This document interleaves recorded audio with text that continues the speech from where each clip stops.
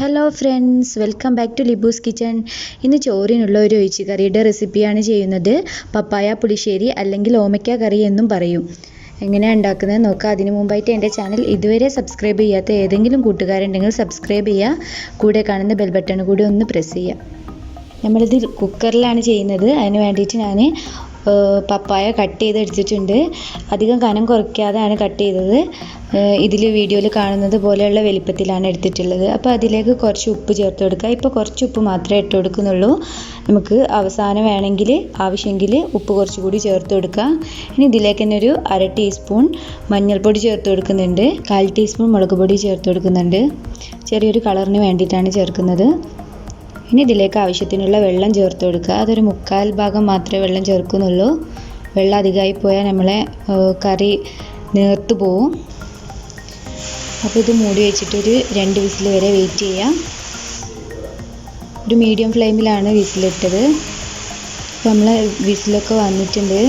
ഇനി കുക്കറിൻ്റെ പ്രഷർ പോകുന്ന സമയത്തുകൊണ്ട് നമുക്ക് ഇതിലേക്കുള്ള അരപ്പ് തയ്യാറാക്കാം.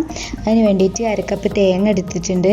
അതിലേക്ക് ഒരു 5-6 ചെറിയുള്ളി ചേർത്ത് കൊടുത്തിട്ടുണ്ട്. പിന്നെ ഒരു 1/2 ടീസ്പൂൺ ചെറിയ ജീരകം, പിന്നെ ഒരു 3-4 ടേബിൾ സ്പൂൺ തൈര്. അത് പുളിക്കനുസരിച്ചിട്ട് നമുക്ക് മാറ്റം വരുത്താവുന്നതാണ്. ഇത് നന്നായിട്ടൊന്ന് അരച്ചെടുക്കാം. ഇപ്പം നമ്മൾ ഇത് അരച്ചെടുത്തിട്ടുണ്ട്. ഇപ്പം നമ്മൾ കുക്കറിലുള്ള പ്രഷർ മുഴുവൻ പോയിട്ടുണ്ട്. നമുക്കിത് തുറന്ന് നോക്കാം. നമ്മൾ പപ്പായൊക്കെ നന്നായിട്ട് വെന്ത് വന്നിട്ടുണ്ട്. നമുക്കിതിലേക്ക് നമ്മൾ അരപ്പ് ചേർത്ത് കൊടുക്കാം. നന്നായിട്ടൊന്ന് മിക്സ് ചെയ്യാം.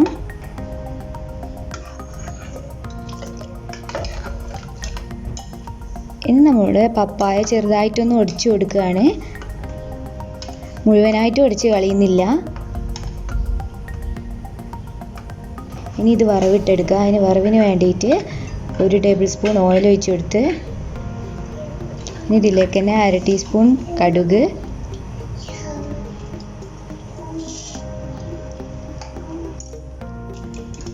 ചെറിയൊരു കഷ്ണം ഇഞ്ചിയും ഒരു വെളുത്തുള്ളിയുടെ അല്ലിയും, പിന്നെ കുറച്ച് കറിവേപ്പില, ചെറിയുള്ളി 5-6 എണ്ണം,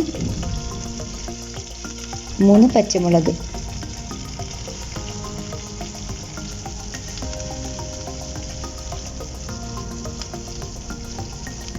ഇനി ഇതൊരു ലൈറ്റ് ബ്രൗൺ കളർ ആവുന്നത് വരെ വഴറ്റിയെടുക്കാം. പായ വന്നിട്ടുണ്ട്. ഇതിലേക്ക് നമ്മളെ ഒടിച്ച് വെച്ചിട്ടുള്ള പപ്പായൻ്റെ കൂട്ട് ഒഴിച്ചു കൊടുക്കാം. ശേഷം ജസ്റ്റ് ഒന്ന് തിളപ്പിച്ചെടുക്കുക. തിള വരുന്ന സമയത്ത് തന്നെ നമുക്കിത് ഓഫ് ചെയ്യണം. ഫ്ലെയിം ഓഫ് ചെയ്യണം.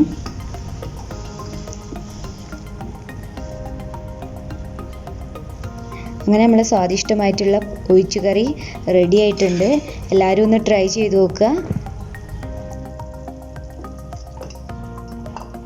ഇനി നമുക്കിതൊരു പാത്രത്തിലേക്ക് സെർവ് ചെയ്യാവുന്നതാണ്.